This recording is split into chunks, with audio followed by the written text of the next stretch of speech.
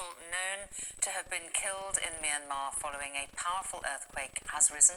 That total is just over 1,000. At least 2,376 others have been injured.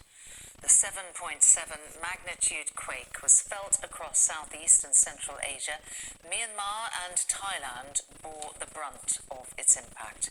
The epicenter was near Myanmar's second largest city of Mandalay.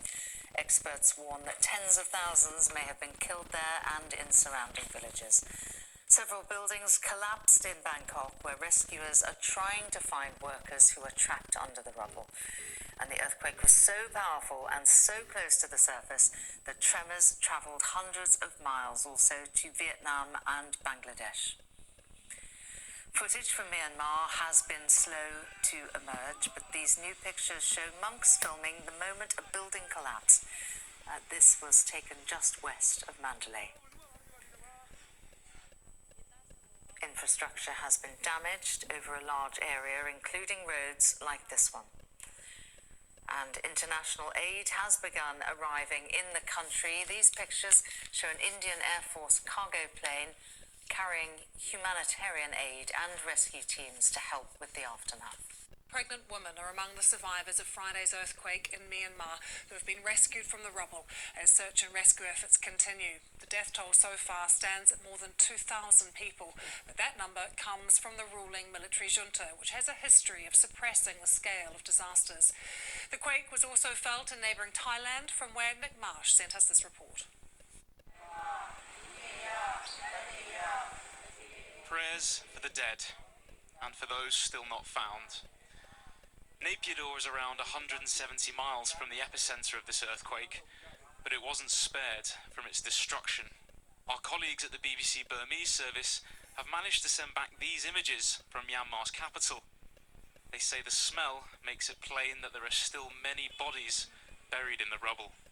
Few people in Myanmar are willing to speak to journalists for fear of reprisals from the military government, but this woman told the BBC that she and her family are still sleeping on the street. There are aftershocks every 2 or 3 hours. We cannot expect to rebuild our lives under these circumstances. We may have to live in a slum. Nothing is left. This is the epicenter, Myanmar's second city, Mandalay. International aid groups say that hospitals are overwhelmed.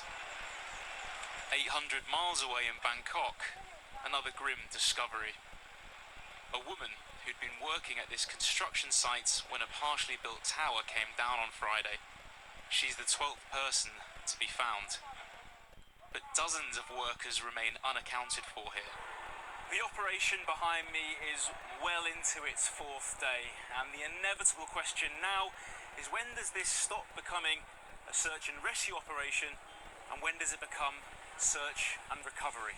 The authorities say not yet. We are not going to stop even after 72 hours. We are going to speed up the process because we want to get to them even faster, because it's over the 72 hours golden period. Trying to boost morale, Thailand's Prime Minister visited the site this morning. She's announced an inquiry into why this was the only construction in Bangkok to collapse. Investigators are analysing samples of the steel which was used to build the tower. It's put people here on edge. These workers rushed out of another construction site nearby after rumours of cracks being heard in the office block they were building. But it appears to have been a false alarm. Thai authorities are urging for calm. The city, they say, is safe. But given the devastation of the past few days, you can understand the concern. Nick Marsh, BBC News, Bangkok. Those were daytime pictures from Bangkok. We can show you the scene there right now as those rescue efforts continue for the 74 construction workers who are trapped under this rubble of this collapsed high-rise building in Bangkok. As Nick was saying, there's been no sign of life in the wreckage for hours, but the city's deputy governor, who has been speaking, says they are committed to continue the search. It is a very worrying picture there in Bangkok, as indeed it is across Myanmar at the moment, particularly around the city of Mandalay. My colleague Steve Lai, who is also in Bangkok, has been speaking to Kani Wignanjara, the UN Assistant Secretary General and Regional Director for Asia and the Pacific at the UN Development Programme. And he began by asking about life in Myanmar even before the earthquake. We've got to start with knowing that the population that has been impacted has been living near or below the subsistence line for about 4 or 5 years. So just think about 75% of the population already living in near relief type situations. So this central and northwestern region, the hit by this earthquake, it's not enough to get immediate relief. One has to, because that is life-saving. But simultaneously, you've got to look at how recovery can start right away, because this is just devastating. It's 2,000 plus death toll. But now we're getting reports from our teams on the ground that if you look at Sagaing town, about 80% of it is destroyed. And what concerns you most now that we are 3 days from when that earthquake first struck? You know, at this stage, I'm very grateful that the ASEAN countries and China, India, Turkey, Russia, UAE, they've all sent in relief supplies, and that adds to what the UN teams on the ground and international NGOs are helping with. But just think, with the 2 airports taken out, we just heard that the Naypyidaw airport now is up and running, at least some basic, some planes can land there. But this is a part of the country where we've got to be able to very quickly remove the debris, so access to the more rural parts that were very affected can also be gotten to. So you've got about 4 million people directly impacted in the urban cities and towns, and then you've got about 10 million people in rural areas that really need immediate help, and I'm talking food, water, and the hospitals that were badly damaged, but also electricity. There's power outages. And as I said, this is a population anyway. Maybe it was just 1/3 that had access to electricity and the internet. So it's a devastating situation. And in the midst of this, you cannot have a resumption of hostilities.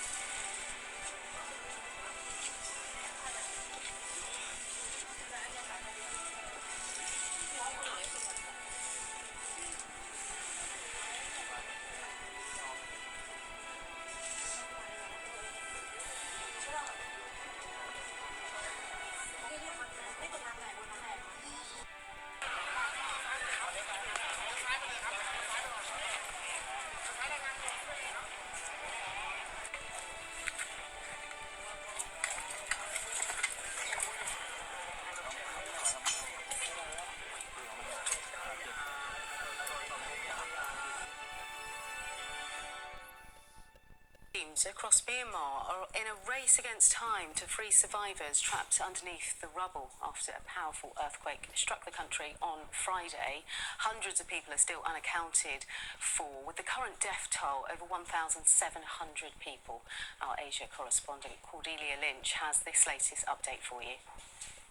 At least 1,700 people have died in Myanmar, and the death toll is expected to rise sharply. There have, though, been some extraordinary stories of survival, and one we can bring you right now. Sky News has been given footage from inside Sky Villas condominium. It's a complex of apartments, hotels and schools, and it was destroyed in the earthquake. Now, one man we've spoken to who was outside believed that his two daughters, 13 and 16 years old, had died in that collapse alongside his mother, who was in her 70s.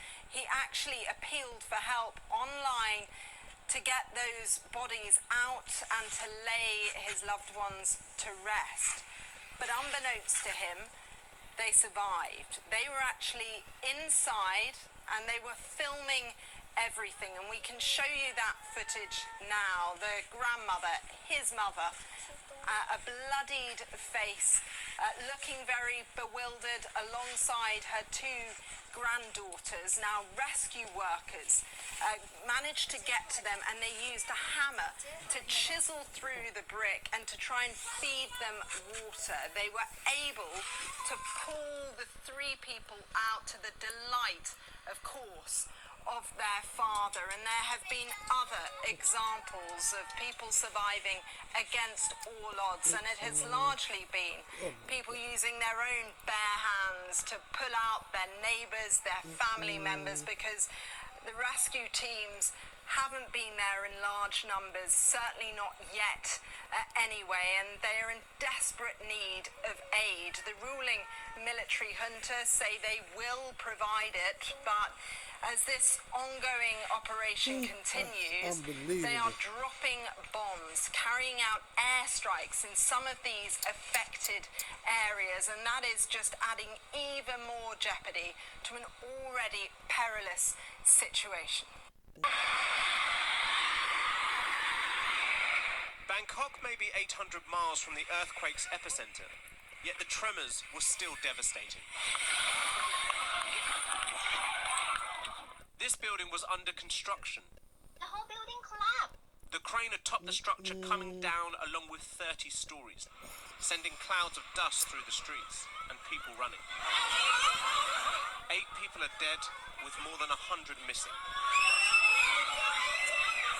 If this was the scene in Bangkok, what of the scale of destruction in Myanmar, where the earthquake originated?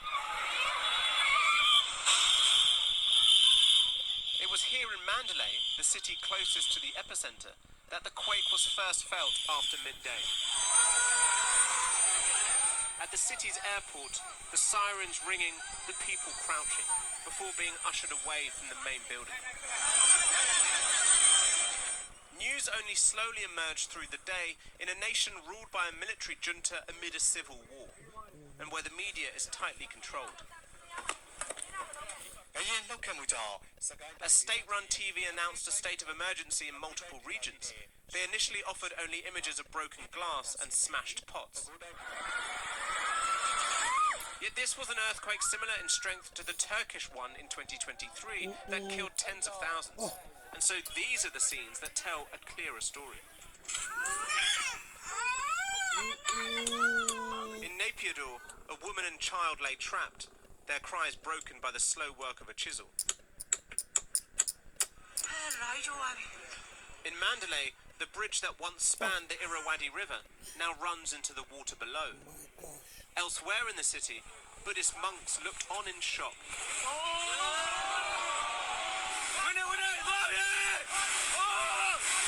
As a multi-story building shrunk from view.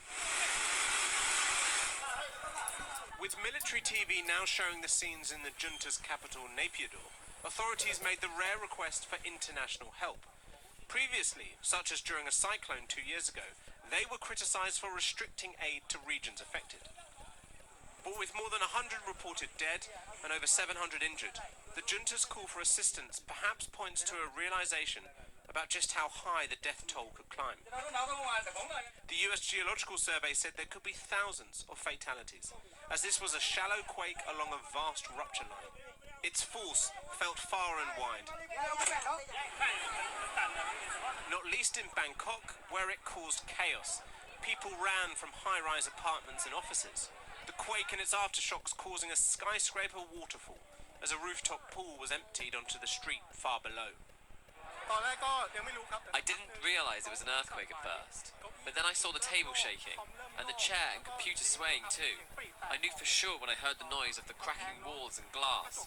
Part of the ceiling even collapsed. That's when I had to run. The search for survivors at the construction site continues. The Thai Prime Minister visited the area this evening, as she emphasised that the only structures destroyed were those being built, not those completed.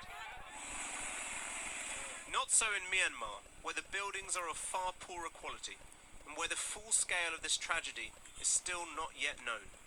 A natural disaster that could not have come at a worse time for this war-torn nation. Kieran Woodley reporting. Well, earlier I spoke to Heidi Jakob, an aid worker for Plan International who is in Yangon in the south of Myanmar. I started by asking him about the situation. Situation in Myanmar, especially in Mandalay, due to this earthquake, is not good at all. It is getting from bad to worse. There are lots of people who are in dire need. Their buildings have come down. There are people who are in trauma. They're leaving their houses, going else to other places.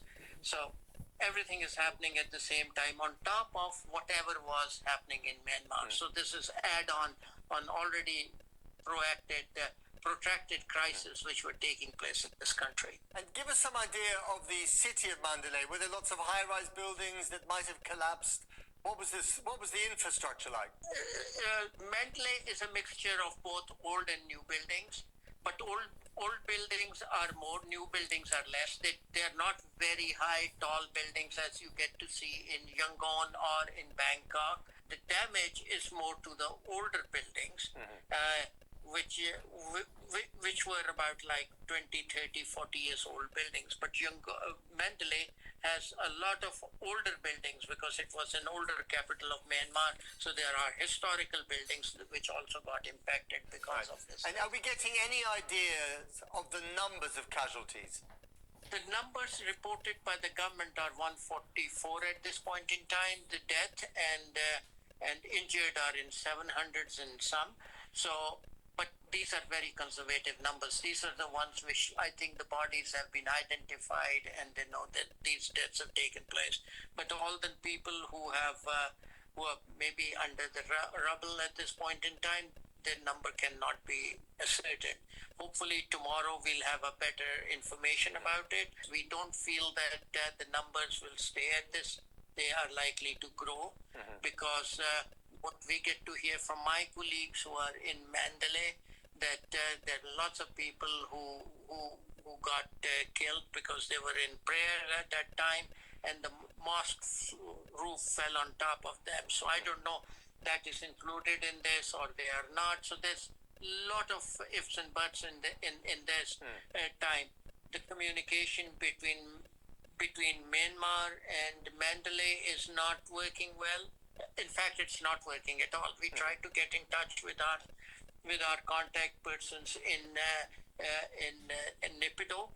We could not get in touch with them. We'll try to make contact with them tomorrow as well. But the situation, I think, will more unfold over the night and tomorrow in the morning. Right. The regime in Myanmar is notoriously quite secretive. Do you get the impression that they are coping with this crisis? Because they've also issued, rather unusually, a call for international help, haven't they? This particular time, they've been more proactive. The last time when it happened, they asked, okay, if you want to help, give it to us and we will go and help. This time we don't know what would be the modalities. We would find out the modalities, how they would want to respond to these crises.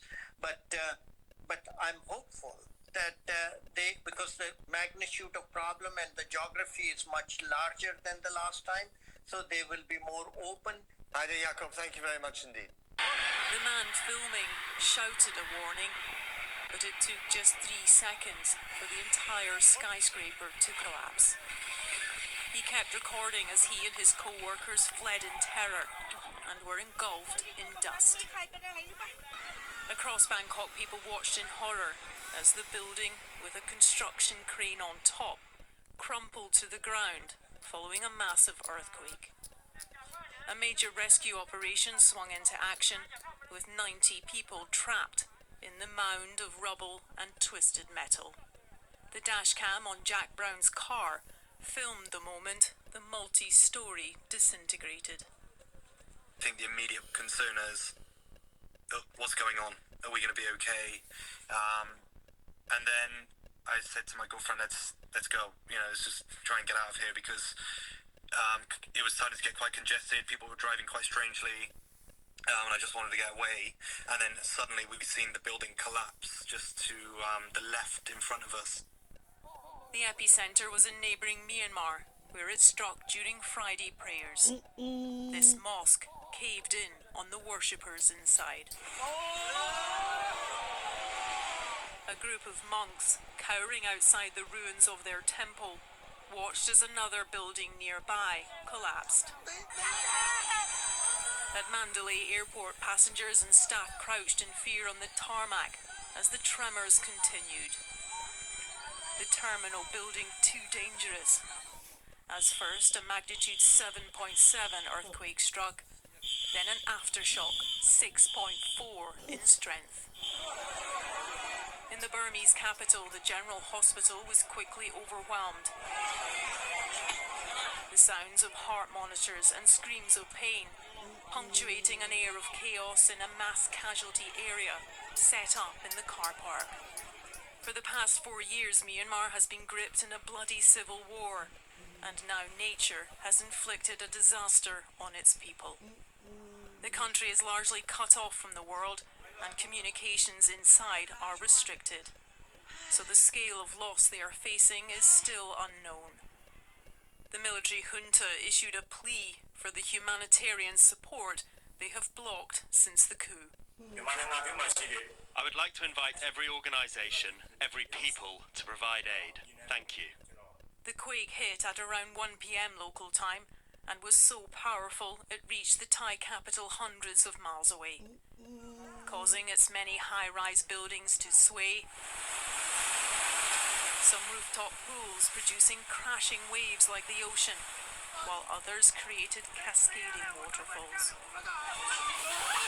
In a city not used to earthquakes, panic took hold, and crowds fled for the safety of the outdoors. Hospital patients were evacuated onto a road, while a restaurant became a safe haven for these babies from a neonatal unit. Shocks were felt across the entire region, including southern China, where falling debris had people running for their lives. We will know the scale of the damage as we move forward, but we can imagine, as our colleague already said, that the impact will be quite significant. A state of emergency has been declared in Myanmar and in Thailand, where the Prime Minister visited the scene of the construction site collapse. The specialist teams brought in for this complex search and rescue operation must be daunted by the task that faces them. The giant shards of concrete in which they hope to find signs of life. Debbie Edward, News at 10. Well, back in Myanmar, political fault lines have collided with geological ones, making the international response uniquely difficult. Since their coup 4 years ago, the military has tightened its grip on the flow of information getting out and of people getting in, as Sejal has been exploring for us. A truly dreadful situation, Sejal. Yes, Julie, this earthquake could not have come at a worse time for Myanmar, a country in the grips of a brutal civil war raging for 4 years. Central Myanmar, believed to be the epicenter of the earthquake, is also the heartland of the ongoing conflict in the country. The military seized power in 2021, but now only controls a fifth of the country, the rest held by various armed groups. A troubled nation now hit by what's likely to be the biggest earthquake for 75 years, the size and shallow depth of which will maximise the scale of the damage, weakening an already fragile infrastructure. Pictures emerging show roads buckling, bridges collapsing, and airports severely damaged, making the delivery of humanitarian aid here all the more complicated. That Myanmar is very inaccessible in parts, and we need to find out whether roads have been damaged, whether communications are down. One of the hardest things is to find out the extent of damage. Up to 6 million people are in the affected area. Miller, we have to secure the neural mainframe.